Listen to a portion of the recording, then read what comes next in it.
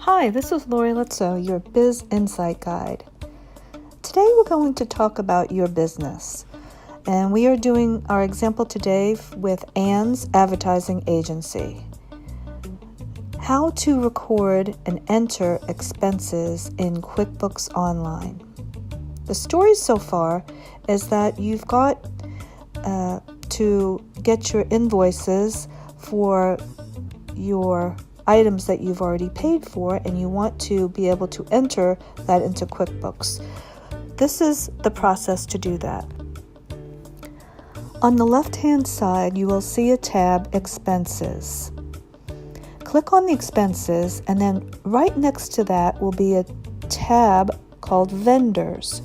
You're going to click on the Vendor tab, and to the far right, upper right section, you will click on New Vendor. That's where you will enter your vendor information and profile, address, etc. And you will click Save and Close. It is that easy. Now when you get ready to pay this vendor, you will go to the plus icon and you will click on Create, and you will click on Pay Bill. So you will find the bills in there that you want to pay for one vendor, or you can pay a batch of vendors all at the same time. In this screen, you will individually select all of the invoices you want to pay. The next screen will show you the dollar amount that will be deducted from your checking account. You can also pay bills with your credit card,